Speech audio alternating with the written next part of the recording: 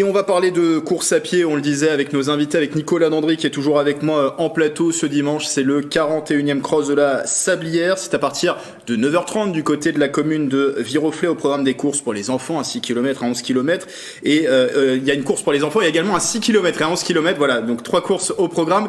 Et pour nous en parler, je le disais et on le disait tout à l'heure, il y a 2 invités avec nous en plateau. Jean-Pierre Rouillet, qui est le président de l'USM Viroflay, qui organise bien sûr ce cross de la Sablière, et également Alan Brachet, triathlète de 25 ans.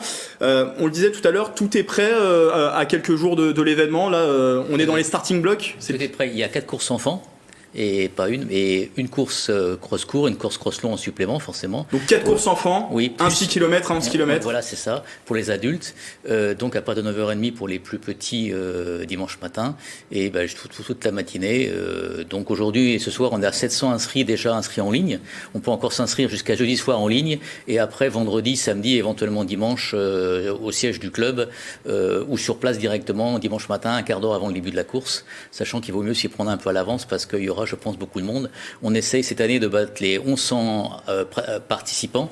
On était à 1096 l'année dernière. On essaierait de battre ce record cette année, sachant que je pense qu'il va faire beau, froid mais très beau, et le parcours n'est pas trop boueux. Donc je pense que tout est en place pour que ça fasse une bonne course dimanche et de bonnes performances pour tout le monde. Tous les voyants sont ouverts. Nicolas. Voilà. Alors justement, vous parlez, on annonce des températures assez froides. Comment on se prépare face à la fraîcheur, Alan, sachant que voilà, on est toujours en hiver et forcément il faut habituer le corps à cette température. Ouais, exactement. Du coup, pour se préparer, ce qu'il faut, c'est un bon échauffement. Donc peut-être que l'échauffement il durera plus longtemps que s'il fait chaud. Donc réussir à se chauffer peut-être pour ceux qui vont faire le cross court et le cross long 30 minutes au moins minimum avant la course. Et si le corps est chaud dès le départ, il sera habitué et du coup il n'y aura pas de problème pendant la course. Vous le disiez tout à l'heure, Alan, dans le calendrier, il est très bien placé cet événement. Tout à fait. Là, le week-end dernier, c'était les régionaux de cross.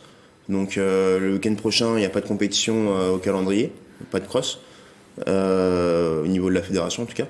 Et les LIFA, donc les interrégionaux, la semaine d'après, donc dans 2 semaines. Alors vous dites que le parcours va pas être trop boueux. Justement, quel est-il ce parcours ? Est-ce qu'il y a de l'altitude ? Est-ce que c'est un parcours compliqué ou pas ? Oui, parce que d'abord il est entièrement boisé dans la forêt de Meudon, donc ça aussi c'est quand même assez rare. Et puis il est aussi accidenté parce que quand on monte de Viroflay vers Illizy, tous ceux qui connaissent un petit peu du côté de Porche-Fontaine, c'est quand même assez pentu. Et il y a quand même de sacrés moments à passer, et donc le cross, le parcours, je pense, est assez varié et très intéressant. 41 éditions, comment on arrive à se renouveler chaque année ? C'est difficile pour un tas de raisons, y compris sur le plan du budget, parce qu'effectivement c'est de plus en plus coûteux et de plus en plus difficile d'organiser un tel événement. Il faut beaucoup d'accords, l'accord de l'ONF, l'accord de la Croix-Rouge, l'accord de la police, les accords municipaux. Il faut aussi beaucoup de communication pour attirer du monde.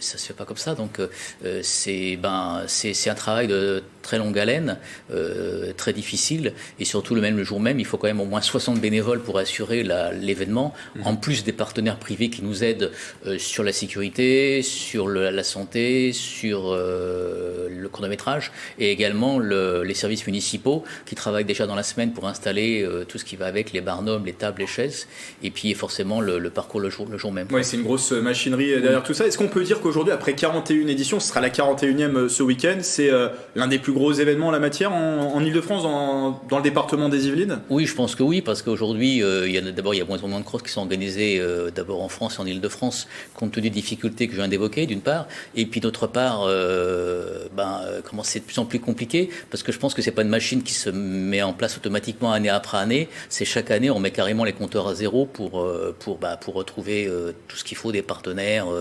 un nouveau parcours, et tout relancer toutes les machines par rapport à la communication. Quel est votre objectif cette année ? Vous avez gagné l'année dernière en 2022, déjà avec quel chrono ? Et puis peut-être nous annoncer le chrono que vous visez cette année, si vous voulez pas dévoiler trop d'informations par rapport à la concurrence. Voilà, on accepte, mais voilà. Alors Jean-Pierre s'est un peu emballé, j'ai fini 3e l'année dernière. L'objectif de cette année, c'est de faire un meilleur chrono. De 1, de 2 d'avoir des meilleures sensations et de 3 mon objectif sera au LIFA parce que du coup j'ai fait les régionaux de cross et je suis qualifié au LIFA, donc l'objectif ce sera plutôt au LIFA pour réussir à décrocher une qualification pour les championnats de France. Et pour se préparer, pour être mieux, on imagine, Exactement. c'est un entraînement toute l'année. Pour performer sur ce genre d'événement, c'est un entraînement Alors à l'année. oui, c'est un événement à l'année. Après ma préparation elle se fait aussi pour l'été, pour la piste. Et je suis encore de 1500 et 800 depuis l'année dernière. Et je me suis mis surtout à l'athlétisme depuis que je travaille à Viroflay. Et donc la préparation hivernale, donc elle se prépare toute l'année effectivement, mais elle prépare aussi l'été. Une réaction par rapport à ce que disait Jean-Pierre sur les difficultés du parcours, quelles sont-elles? Est-ce que vous êtes d'accord avec ce qu'il disait sur les points un peu difficiles de ce parcours? Ouais, il y a des endroits très exigeants.